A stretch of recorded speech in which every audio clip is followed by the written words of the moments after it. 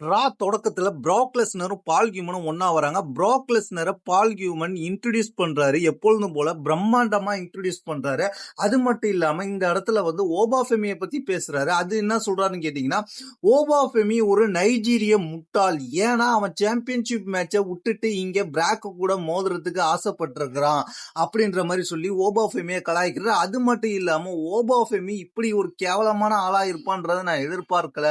ஏன்னா அவனுக்கு வந்து எதை தேர்ந்தெடுக்கணுன்றதே இன்னும் தெரியல. அவன் ஒரு மனநோயாளி மாதிரி ஆயிட்டான். ஏன்னா டைட்டில் ஷாட்டை நிராகரித்துட்டு பிராக்கு கூட மோதணுன்றதே ஒரு எண்ணத்துல வந்திருக்கிறான். இப்போது ஒரு பெரிய பிரச்சனை இருக்குது. ஓபா ஃபெமிக்கு மட்டும் இல்லை, இதே போலதான் பிராக்குக்கும் ஓபா ஃபெமி மேல வெறி கொண்டு இருக்கிறாரு.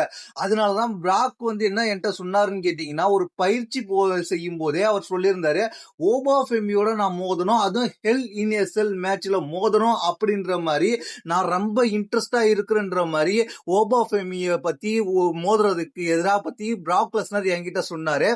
அதனால பிராக் லெஸ்னர் இதுவரைக்கும் ஒரு போட்டியாளருக்கு எதிராக இப்படி ஒரு ஆர்வத்தோட இருந்ததை நான் பார்த்ததே இல்லை. அதனாலதான் நான் இந்த மேட்சுக்காக ஓபா ஃபெமியிடம் வந்து பேசினேன். அதனால இந்த மேட்ச் இங்க நடக்கிறதுக்கு உங்களுக்கு ஒரு முக்கியமான சந்தேகம் இருக்கலாம், இங்க எதுக்கு போலீஸ்லாம் நிக்கிறாங்க அப்படின்ற மாதிரி சந்தேகம் இருக்கலாம். ஓபா ஃபெமி வந்து பிராக் லெஸ்னர் கிட்ட வர முடியாது. ஏன்னா இந்த இடத்துல ஒரு மிகப்பெரிய பிரச்சனை இருக்கு. ஓபா ஃபெமி பிராக் லெஸ்னரும் கிட்ட நெருங்க கூட முடியாது. அதுக்காக தான் போலீஸ் நிக்கிறாங்க.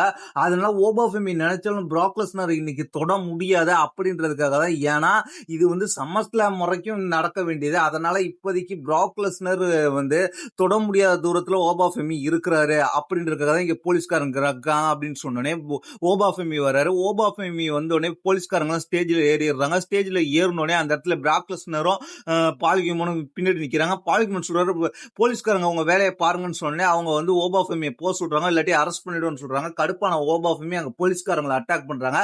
ஆனா அது உண்மையான போலீஸ்காரங்களே கிடையாது. அவங்க வந்து WWE செக்யூரிட்டி டீம்ல உள்ளவங்க தான். அவங்க அப்படி போலீஸ்காரங்க மாதிரி ட்ரெஸ் போட்டு வந்திருக்காங்க, அவ்வளவுதான். அவங்கள அட்டாக் பண்ணிட்டு ஓபா ஃபெமி என்ன சொல்றாருன்னு கேட்டீங்கன்னா, இன்னைக்கு நீ மட்டும் இந்த இடத்துல இருந்திருந்த உன் கதையை நான் இதே போல அடிச்சு தம்சம் பண்ணியிருப்பேன். எனக்கு எந்த தட உத்தரவும் எவனாலையும் போட முடியாது அப்படின்ற மாதிரி ஓபா ஃபெமி சொல்றாரு.